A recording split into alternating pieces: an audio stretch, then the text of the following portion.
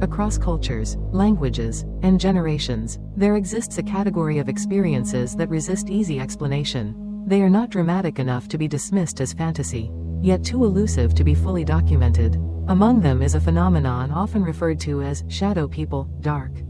Human-like figures reported in homes, streets, hospitals, and quiet rooms across the world. What makes these reports unusual is not how they begin, but how similar they are. Most encounters do not involve faces, voices, or physical interaction. There is no sound of footsteps, no spoken words. Instead, witnesses describe a sudden awareness of something standing nearby, often at the edge of their vision. A tall silhouette, a darker patch of darkness, a shape that seems to occupy space without reflecting light. When attention is turned directly toward it, the figure is usually gone.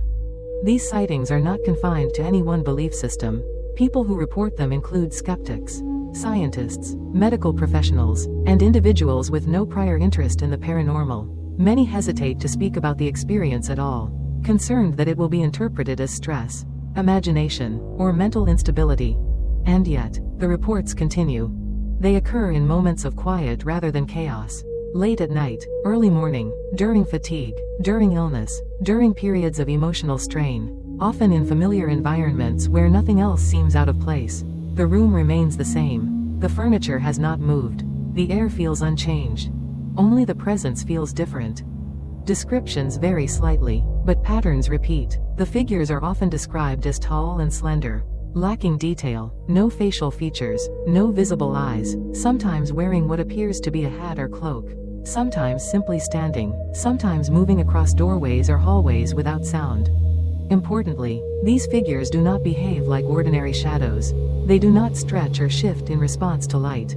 They appear where no object exists to cast them, and they vanish without transition, as if switching off rather than moving away. For centuries, such experiences were interpreted through spiritual or religious frameworks as spirits, omens, or entities from unseen realms. In modern times, scientific explanations have been proposed, ranging from neurological misfires to sleep-related hallucinations and visual processing errors. But none of these explanations fully account for the consistency of the phenomenon. Why do people across different cultures describe nearly identical forms? Why do these figures appear most often in peripheral vision? Why do they feel distinctly present rather than imagined? Shadow people occupy a boundary, not just between light and dark, but between certainty and doubt. They sit at the intersection of perception, psychology, and something not yet fully understood. This investigation does not begin with answers. It begins with patterns, and with a simple question that has followed humanity across centuries of observation. When we see something that disappears the moment we look directly at it, was it never there, or was it something our understanding has not yet learned how to see? One of the most striking aspects of shadow people reports is not their rarity, but their isolation. In the majority of documented cases, the experience happens when the witness is alone. No external confirmation, no shared moment, just a single observer and an unexplained presence. This pattern immediately raises questions. If shadow people were purely environmental illusions, shadows, reflections, or tricks of lighting, then they should be easily explainable once conditions are examined.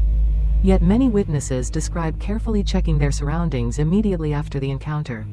Lights remain unchanged, no moving objects, no passing vehicles, no shifting shadows. The environment appears stable, almost deliberately ordinary. What stands out instead is timing. Encounters frequently occur during transitional states, moments between full wakefulness and sleep. During prolonged fatigue, illness, emotional stress, or extended isolation, the brain is active, but not fully alert. Attention is divided, peripheral vision dominates. In these conditions, the human visual system behaves differently. Peripheral vision is optimized for detecting motion and potential threats, not fine detail. It sacrifices clarity for speed. This is a survival mechanism, designed to alert us when something unexpected enters our surroundings. But in the case of shadow people, the brain seems to detect not motion, but presence. Witnesses often report a sudden certainty that someone is standing nearby, even before they visually register a shape. The feeling precedes the image. The silhouette appears as confirmation, not the source of the awareness.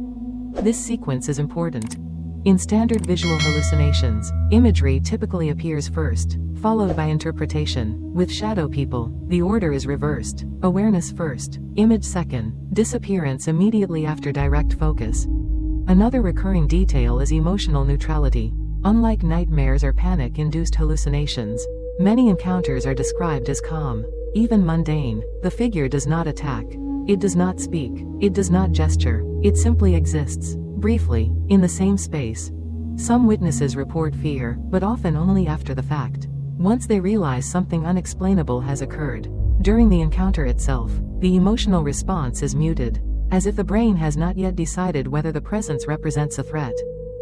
In medical and psychological literature, this has led to comparisons with phenomena such as hypnagogic hallucinations or sleep paralysis.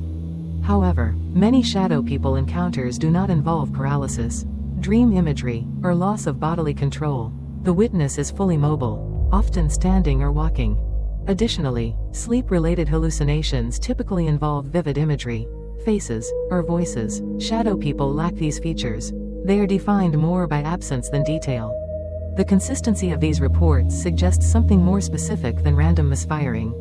Whether neurological or perceptual, the mechanism appears structured.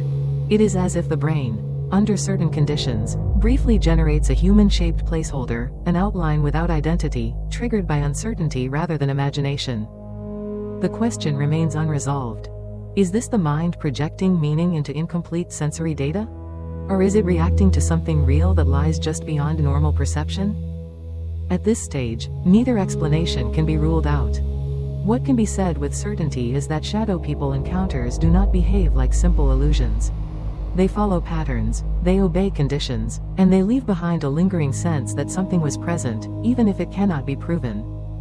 In the next part, we move deeper into one of the most commonly reported states associated with these encounters: exhaustion, sleep disruption, and the fragile boundary between waking consciousness and dreaming. Among all conditions linked to shadow people encounters, none appears more frequently than sleep disruption. Not sleep itself, but the unstable territory surrounding it, the hours of exhaustion, fragmented rest, and prolonged wakefulness when the brain struggles to maintain clear boundaries between perception and imagination. This is not coincidence. Modern neuroscience recognizes that sleep deprivation does not simply make the brain tired.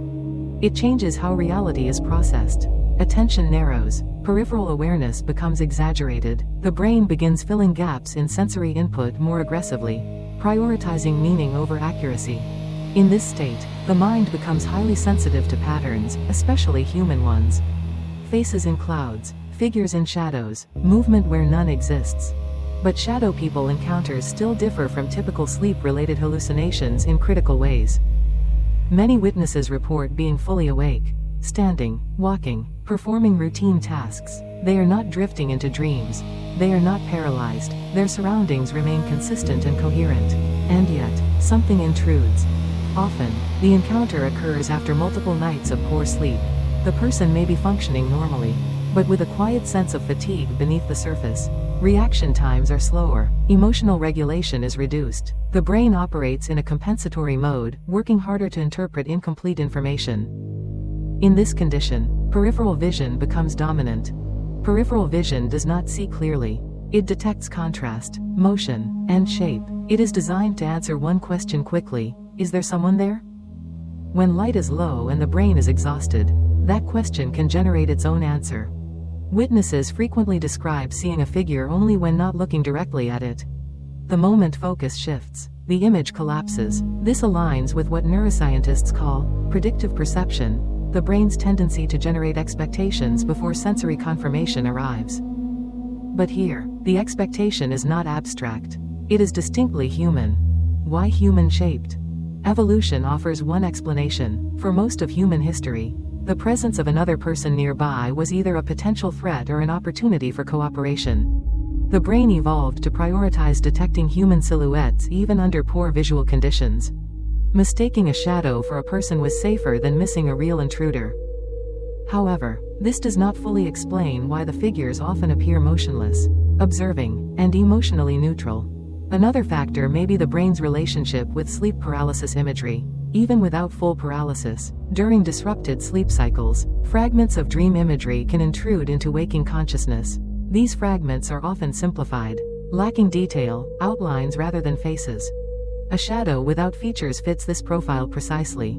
Yet, many people experience severe sleep deprivation without ever encountering shadow people, which suggests that exhaustion alone is not sufficient. Something else must interact with fatigue, stress, environment, expectation, or prior awareness of the phenomenon. Perhaps shadow people are not a single cause, but a convergence point, a shape created when multiple cognitive systems overlap: perception, threat detection, memory, and imagination briefly misalign. In this view, the shadow is not an entity, but not meaningless either. It is a signal of a system under strain, expressing itself through the most efficient symbol it knows: the human form. Still, this explanation remains incomplete. Because some encounters occur during periods of emotional calm, some happen repeatedly in the same location, and some are witnessed by individuals with no sleep disruption at all. Which leads to the next question. If shadow people are not only tied to sleep, then what happens when the body cannot move, but the mind remains awake?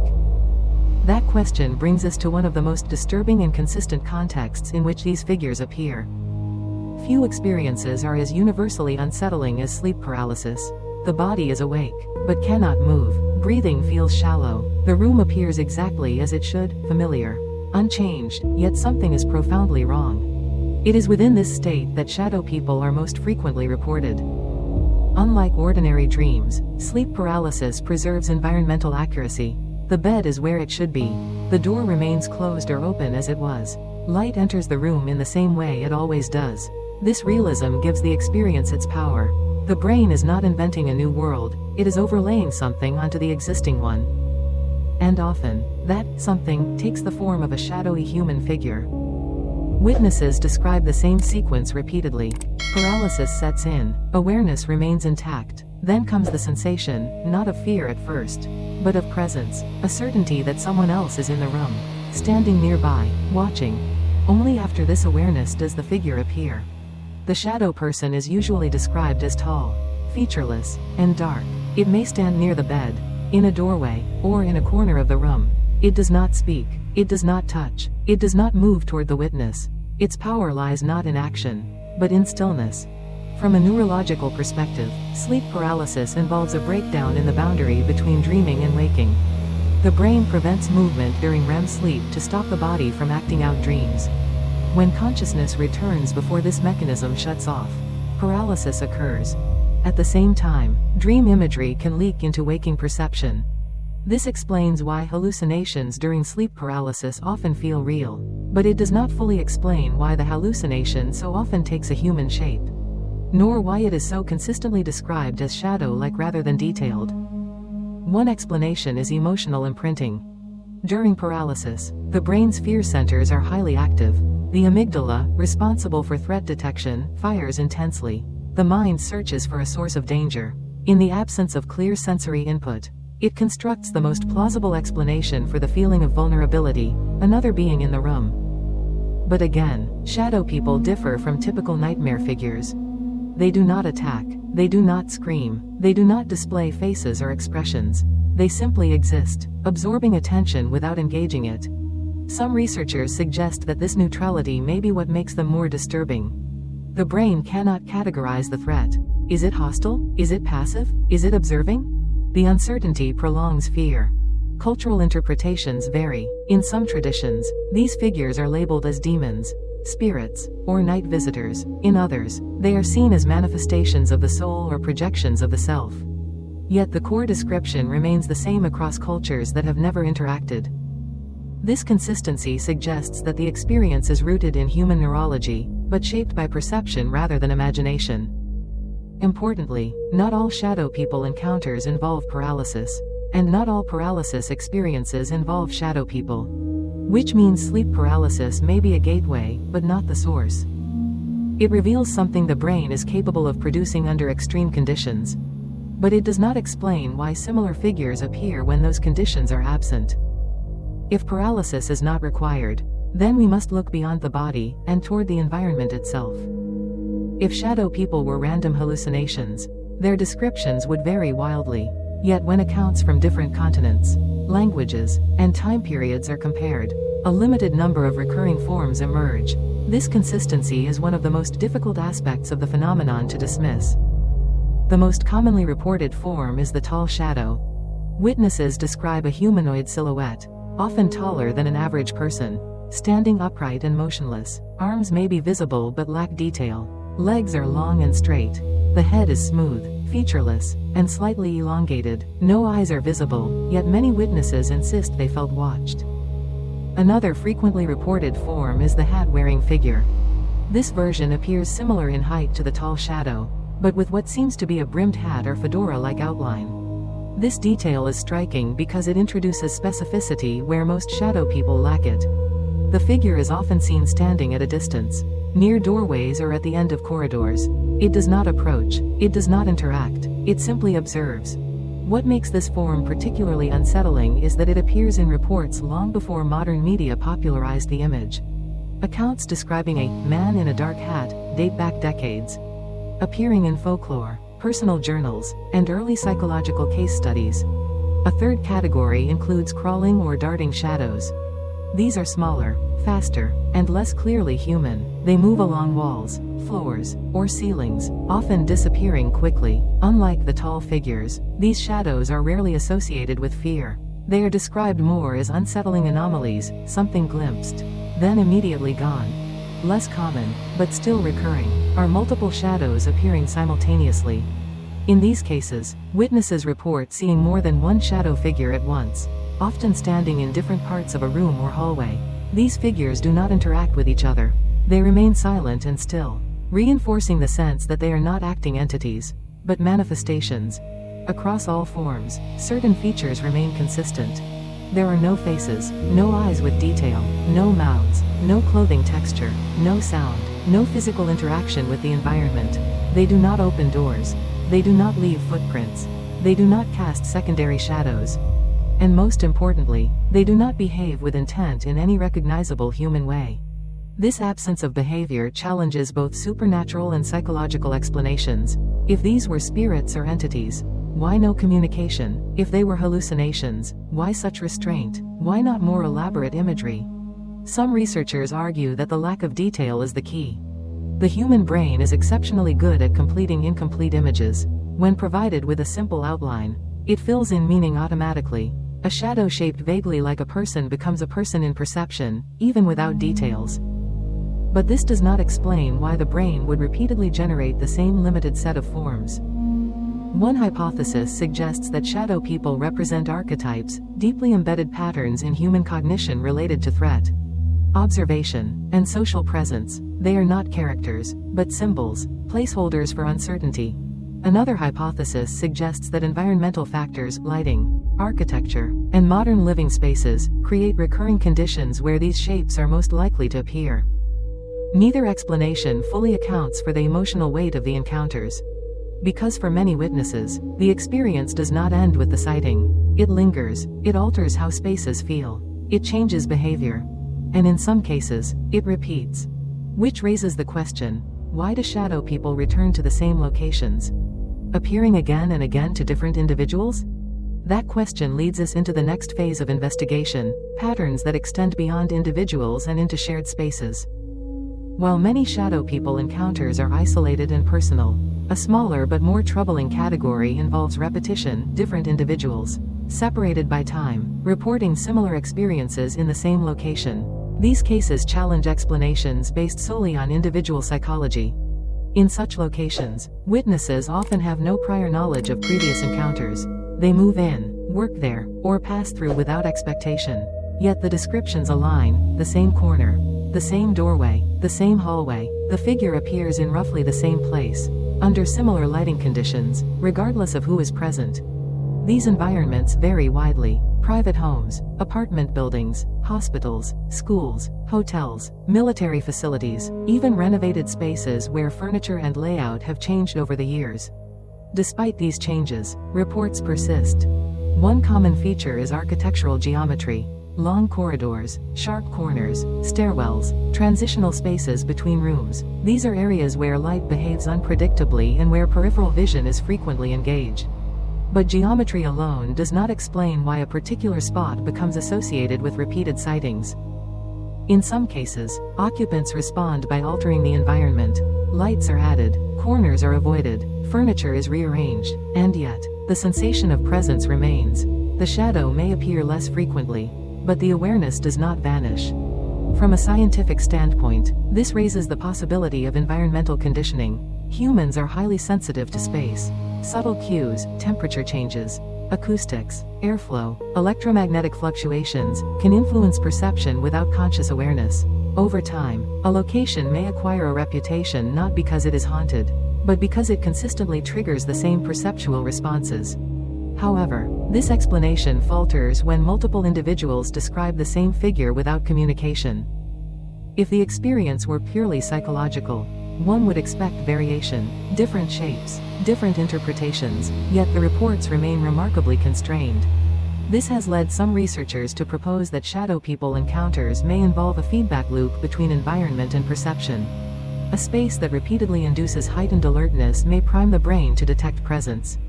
Once the idea of presence forms, the mind supplies a minimal visual confirmation, a shadow without detail. The result feels external, even if it originates internally. Still, this does not explain the emotional intensity reported by some witnesses. Many describe a sense of being observed, evaluated, or acknowledged, not threatened but noticed. This sensation often lingers long after the sighting, altering behavior. People avoid certain rooms, they leave lights on, some move out entirely. In rare cases, the experience escalates, multiple sightings, increasing frequency, the shadow appearing closer than before. These cases blur the line between environmental influence and psychological stress, making cause and effect difficult to separate. Is the location shaping perception, or is prolonged exposure shaping the mind? Paranormal interpretations offer a simpler answer. The place itself is connected to something non-human. A residual presence, an overlapping reality, a thin boundary. Science, however, requires caution. Repeated experiences in the same space suggest a pattern, but patterns alone do not prove external agency. They do, however, demand explanation. At minimum, they indicate that shadow people encounters cannot be dismissed as random or isolated. Something about certain environments increases the likelihood of these experiences. Whether that something is physical, psychological, or something not yet measurable remains unresolved. What is clear is that when a place begins to feel watched, even in daylight, its influence extends beyond the moment of the sighting. And once behavior changes, perception follows. Which brings us to a crucial question: how do shadow people affect those who experience them over time? For many who encounter shadow people, the experience does not end when the figure disappears. In fact, the visual moment is often brief, seconds at most. What follows can last far longer. The most common long-term effect is behavioral change. Witnesses report subtle but persistent shifts in how they interact with their environment. Lights remain on longer than before. Doors are closed more deliberately. Corners of rooms are avoided. Mirrors are repositioned. Certain hallways are no longer used at night. These actions are rarely dramatic. They are quiet adjustments, made without conscious acknowledgement, yet repeated daily. Over time, these changes reinforce the memory of the experience. The space becomes marked, not physically, but psychologically. Even in daylight, some locations retain an uneasy quality. The individual knows nothing is there, yet the feeling of being observed persists. This disconnect between logic and sensation creates cognitive tension, which the mind resolves by altering behavior rather than belief. Fear plays a role, but not in the way horror fiction suggests. Most witnesses do not describe overwhelming terror. Instead, they describe unease, vigilance, a heightened awareness that does not turn off. The brain remains alert, scanning peripheral vision more frequently, especially in low light. Ironically, this increased vigilance may make future sightings more likely. Stress compounds the effect. In some cases, individuals experiencing repeated shadow people encounters report sleep disruption, anxiety, and difficulty concentrating. These symptoms do not necessarily indicate mental illness. Rather, they reflect the strain of prolonged uncertainty. The mind is uncomfortable holding an unresolved anomaly. Some attempt to rationalize the experience through science. Others turn to spiritual explanations. Both approaches can offer temporary relief, but neither guarantees closure. In a smaller number of cases, individuals choose to leave the environment entirely. They move homes, change jobs, avoid certain buildings, not because they believe the shadow person will follow, but because the space itself feels compromised. This decision is often framed practically, but emotionally it reflects surrender to an unanswered question. There are also reports of desensitization. A few witnesses claim that after repeated encounters, the fear diminishes, the shadow appears, and they simply observe it until it fades. The experience becomes familiar, almost mundane. This response suggests that interpretation, not the phenomenon itself, shapes emotional impact. Yet even in these cases, curiosity replaces fear rather than eliminating it. The question shifts from what is it, to why does it keep appearing? Psychologists note that the human brain is deeply uncomfortable with ambiguity. We prefer known threats to unknown ones. Shadow people occupy a uniquely troubling category. They do not behave aggressively, but they do not behave normally either. They challenge the assumption that perception is reliable.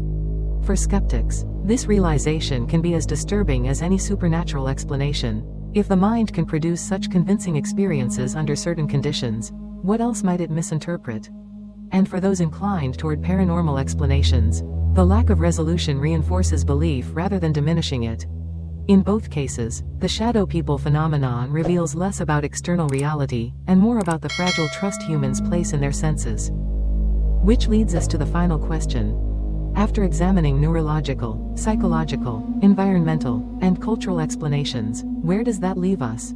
Are shadow people a product of the mind under strain, or evidence of something that exists just beyond the limits of measurement?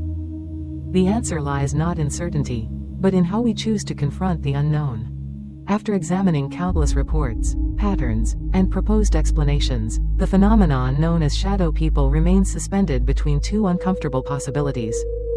Either the human mind is capable of generating extraordinarily consistent perceptions under specific conditions, or there exists something real that our current tools, language, and models cannot yet define. Both conclusions are unsettling. From a scientific perspective, shadow people challenge the assumption that perception is a direct reflection of reality. Neuroscience demonstrates that the brain does not passively receive information, it actively constructs experience. In low light, fatigue, stress, or emotional vulnerability, the brain prioritizes survival-oriented interpretation over accuracy. A human-shaped silhouette becomes the most efficient answer to uncertainty. This explanation is plausible. It is grounded in known cognitive processes. And yet, it does not fully satisfy. Why do these experiences repeat across cultures with striking similarity? Why do certain locations accumulate reports over decades? Why do witnesses often describe the same emotional neutrality, presence without intent, observation without interaction? Psychology can explain how such perceptions form, but it struggles to explain why they take this specific shape so consistently. On the other hand, supernatural interpretations offer meaning, but not evidence. They frame shadow people as interdimensional entities, spirits, or residual energies, ideas that resonate emotionally, but remain outside scientific verification. These explanations risk replacing one unknown with another. Between these extremes lies a more uncomfortable truth. Humanity may be encountering the limits of its own perception. Throughout history, many phenomena once attributed to the supernatural were later explained by science, disease, magnetism, celestial motion, but explanation did not erase mystery, it reframed it. Each answer revealed new questions. Shadow people may represent a similar threshold. They appear where light fades, where certainty weakens, where the brain fills gaps with instinct rather than data. They do not demand belief. They do not announce themselves. They simply appear and vanish, leaving behind altered awareness rather than proof. Perhaps they are not entities at all, but indicators, signals that the human perceptual system is operating in a state it was never designed to sustain for long. Or perhaps they are glimpses of something real, filtered through senses that evolved for survival, not truth. What matters is not which explanation feels more comfortable. What matters is that shadow people force us to confront an unsettling possibility, that reality may be broader than our ability to perceive it, and that our senses, so trusted in daily life, may reveal only fragments of a much larger picture.